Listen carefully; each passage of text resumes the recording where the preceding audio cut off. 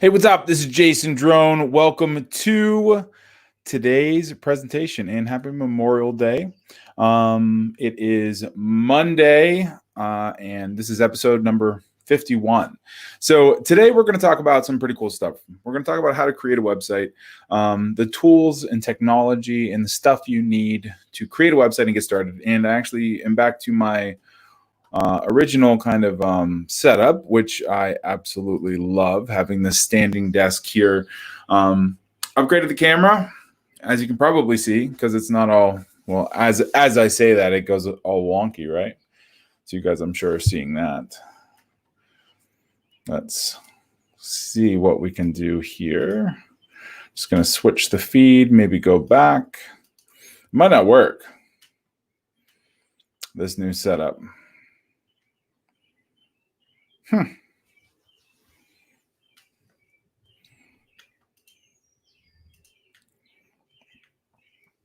I don't know. Might not work. So what we're going to do, because I don't know, it was working just fine, but what we're going to do, we are going to, I think, just go straight presentation for this guy.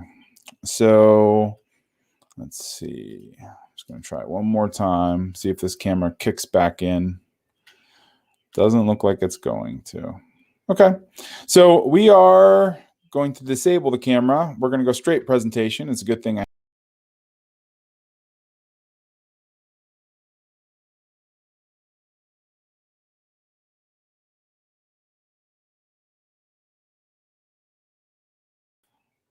All right, there we go. So I think my audio is now on. Should be able to see the audio. All right. Should be able to hear the audio, I should say. Yeah, audio looks like it's coming through. Okay, cool. So this is what we're going to do. We're just going to go straight presentation. For whatever reason, my camera doesn't want to work. So today we're going to talk about the tools and tips, how to create a website from scratch. This is, if you already have a website, then this is probably going to be a lot of review that isn't necessarily needed. But if you don't have a website, or you want to create a business online, or if you want to move your business online, then what we're going to talk about now, you really need to know, because even if you're going to have somebody else do it, you still need to know it.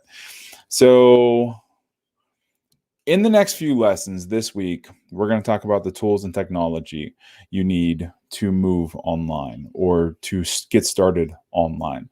We've talked a tremendous amount about the different ways, the different things, the different ways to sell stuff online, what to sell, how to sell it, how to upsell it, how to build sales funnels and everything else. And I really thought we just kind of needed a week of, software and tech just to round it all out. So what we're going to go through is the tools you're going to need to create a product, to create a website, to, basically do what you need to do online.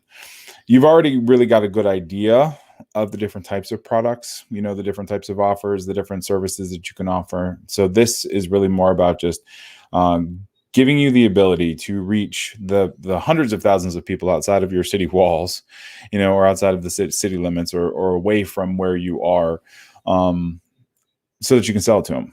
So to grow your business online, there's really 5 different kinds of tools you need, 5 different categories, I should say. And this is how it's going to be split up this week. So website tools is today. The second category is product creation tools. So if you want to replace yourself, then we need to figure out how to capture your knowledge, your brilliance, your expertise in a product that can then be sold online. Episode 3 or lesson 3 is going to be business tools. And the business tools are different things that help make running the business easier. So it's, and this is really important right now. It's things like Slack, it's things like communication, it's things like customer support, and, CRM and invoicing and tools, and, all of that stuff. So it's the business tools that you need in order to run a digital business. Thursday, we're going to talk about people and management tools and resources. So people, think of outsourcing, think of HR, think of payroll, think of those kinds of things, that there's software to make it all easier. So we're going to cover that on Thursday. And then Friday is going to be networking. So how to network with other potential prospects, and also how to network with employees and clients and people on your team and everybody else. So that is kind of the docket for the week. Now, not all of these are required when you get started. You don't need to have tools from every category, every scenario. As you really start to scale, you're going to want to make sure that you keep an eye on all this stuff, though. You're going to want to know what tools are out there, so you know when you need to add it into your mix. And new software launches every day. And the right software tool can save you hours a week, letting you do more with the hours of the day. A great example is one we're going to talk about a little later in the week, but it's called Canva. So Canva is an image editor. You can create banners and graphics and images and book covers and all kinds of stuff. But what it does is it takes 15 minutes out of like a banner creation process that you can then use somewhere else. So sure, you can do the same thing in Photoshop. Sure, you can do the same thing in Illustrator, but with Canva, they already have templates. You can just drop them in and you're ready to go. So today we're going to talk about website tools. Now, when you have a website, there's a lot of different things, a lot of different fundamental things that you kind of got to be aware of. And the first is, you need to have, there's two things you absolutely need to have when you have a website. The first is a domain name, and the second is hosting. So the domain name is basically the place, or the place that somebody types, into the search bar. This. Just in watching this video online, you had to negotiate a domain name at some point, whether it's YouTube, whether it's Facebook, whatever. You had to type it into a URL bar somewhere. So this. The difference is when registering a domain name for your business, for your website, there's a couple places you go. So GoDaddy and Namecheap are two of them. I use GoDaddy. I use Namecheap. They're both comparable in terms of services. We're going to go take a look at them in a minute. And then you also need website hosting or web hosting. So the web hosting is like the computer that lives out there online that holds the files of your website.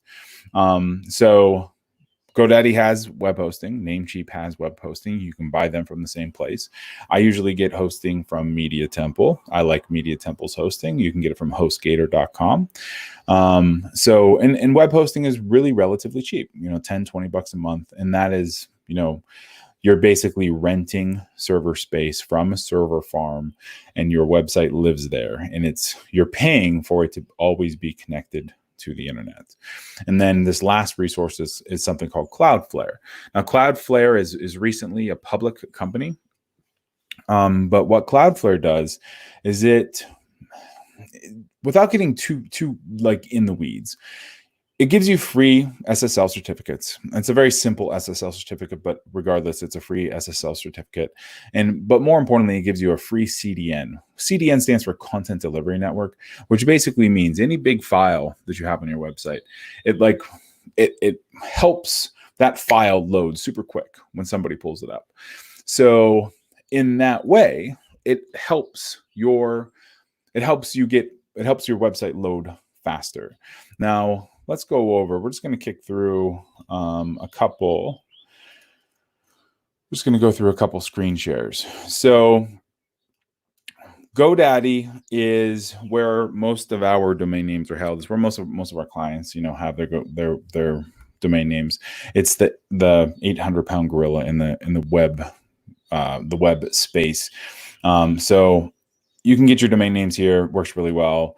A domain name registrar is a domain name registrar. The one kind of little tip I'll share is I like to go to domainer.com, DOMAINR.com, to actually find domain names. So a lot of times people, they're like, wow, that's a really great domain name. Where'd you find it? I'm like, well, domainer.com. So, but you can just start typing like, I want a cool URL.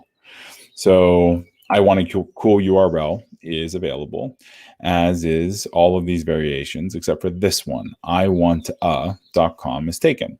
Now, if you do something like battle, So obviously all of the battles are taken.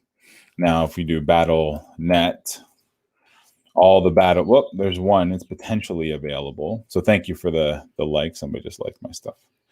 So you can potentially buy this from 101 Domain or Ethio Telecom. Let's do this, Battle Network. So Battle Network is BattleTech. BattleTech is a premium domain name. Battle Mobile, Battle Network Systems, battlenetwork.org is available. So you can register from these places. So I like to really, when I'm going through and trying to find good domain names, this is a tool that I love. You can do quite a bit of stuff with it, So then Namecheap. A lot of times Namecheap has cheaper domains for like all those kind of weird TLDs like .io, .app, .trade, all that stuff. Namecheap will usually have a little bit more inexpensive domain registrations. Media Temple is where I like to host most of our projects. So let's see, this DB Managed is a pretty good service. And then this Grid Shared Hosting is also a really great service. So a lot of times, like I'll start projects on this Grid Shared Hosting, and then I'll move them to this DB Managed Hosting in time. And then Hostgator is probably the best known website, the web host. If you're an affiliate, it's also really great because they'll send you $100 per $105, $110 per new sign up, so you can promote this stuff, promote Hostgator, and it will, pay you pretty well. And then Cloudflare is the last one. So Cloudflare is the SSL CDN. It also does like cached. So basically how you set it up is you import your DNS records into Cloudflare, and then you move your name servers to Cloudflare, and it acts as an intermediary. And then it kind of takes and throws your big files on a CDN for quick hosting. One of the reasons we really like it is because we can mess with DNS records, like point it to different A-name records and stuff pretty easily from a client standpoint without needing to go in and like completely, move around DNS records. It gets a little bit complicated, but, Cloudflare is nice from just making sure that things are served up quickly for you. Now, the next group is we're going to talk about some of the software to use on. All right. So next up, we're going to talk about the software. So in your website tools, there's the software that runs your website. Oftentimes, and almost always, we use WordPress. So WordPress is a content management system. It started off as blogging software years and years ago. I discovered it like when I first got started, so back in 2006, and it was like version 2.1 or whatever. And it was literally just blogging software. And then it kind of grew up to be this content management system that basically houses your pages, your blog posts, your images, it's very extensible. You can add as many plugins as you want, all that stuff. And then we use OptimizePress as the marketing theme that sits over top of WordPress. So with OptimizePress, you can make really great marketing pages. And then you can also install a plugin for your membership directory, and that is Wishlist Member. So if we go back we're going to go back to our browser here. So we're going to talk about WordPress real quick. So WordPress itself, like I said, really, really great software. It's free, so you just download it, you install it on your website. Most website hosting companies have a quick, like a 1 or 2 click install of WordPress. It is that popular. But one of the best things about it is you can add as many themes or as many plugins as you want. So all of these themes are free. You can just add these themes in. There's plenty of premium themes if you want to pay for a theme. But all of this stuff, all these themes are free. And then from a plugin standpoint, there is lots and lots of plugins that give you additional functionality for your website that you can install. There's also a lot of premium plugins too. So like here we have Jetpack, which is a plugin that adds like stats and adds social sharing and stuff to your WordPress site. There's BBPress, which adds a forum to your website. There's BuddyPress, which adds a social network piece to your website, kind of like Facebook. So there's lots and lots and lots of different plugins. There's thousands of plugins, that you can install for a variety of different reasons. If you need to do something in WordPress, most likely there is a plugin for it. There's an SEO plugin, which is incredible. There's an anti-spam comment plugin. If you want to go back to the old editor, you can use it here. There's the contact form plugin. So there's lots and lots of different ways that you can use plugins, to extend the functionality of your website without necessarily needing to pay anything for them. And then we use a plugin theme, it's basically a marketing page builder inside WordPress called OptimizePress. The reason we use OptimizePress is because, first of all, you don't have to pay monthly for it, which is awesome. Second of all, you own the data, which is awesome too. So you're not building something in a third-party piece of software that then is owned. I mean, it's owned by you, but you have to pay, $99 or $199 or whatever a month in order to actually use it. So we use OptimizePress. We love OptimizePress. I have ever since OptimizePress 1. They're in OptimizePress 3 now. So, but it's a tool that we always use and we always roll it out. If you want to create a membership site on your website, Wishlist Member is the way to do it. And with Wishlist, it's a very simple membership software or membership plugin.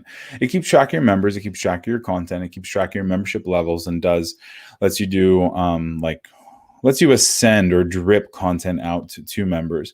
It protects your images, it protects the pages and the posts and everything you would want a membership to do. It's not overly graphically pretty, it was actually originally coded a long time ago, so it isn't quite as robust as a plugin like LearnDash. LearnDash has a lot more functionality. It's a lot prettier, has a lot of pretty graphs in it, but functionally it's very similar to Wishlist Member. But LearnDash is great for doing some additional things. They have some kind of baked in